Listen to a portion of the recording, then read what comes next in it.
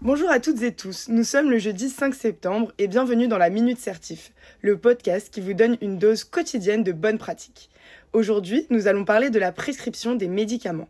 Et pour cela, je suis avec le docteur Alaki Tiemele, pharmacienne.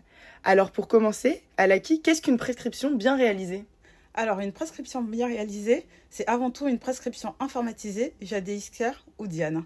Elle doit mentionner tous les traitements pris par le patient, y compris les traitements personnels, pour une prise en charge complète. Et qu'en est-il des médecins autorisés à prescrire ? La liste des médecins habilités à prescrire est régulièrement mise à jour pour garantir la sécurité des patients. Les internes ayant reçu délégation peuvent prescrire des médicaments. Seuls les médecins thésés, y compris les docteurs juniors, peuvent prescrire des stupéfiants. Y a-t-il des particularités à connaître sur certaines prescriptions ? Absolument.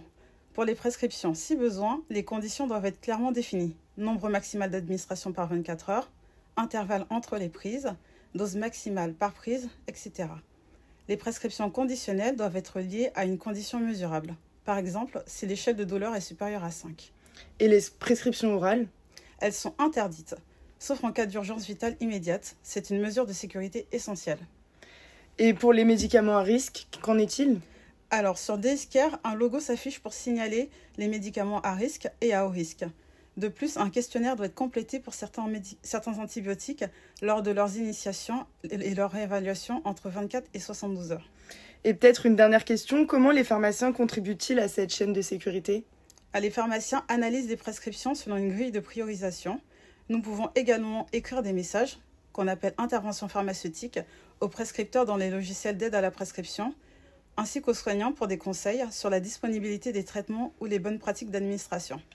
Eh bien, merci Alaki pour ces éclaircissements. On termine avec l'infobonus du jour. Plus de 5000 ans avant l'ère des antibiotiques, les Égyptiens utilisaient du pain moisi en guise d'antibiotiques pour traiter les plaies. Allez, c'est tout pour aujourd'hui. Demain, je serai avec l'équipe du 3e AB pour un quiz sur les notions de la semaine. Alors, rendez-vous demain pour un nouvel épisode. Et surtout, n'oubliez pas notre objectif commun, haute qualité des soins.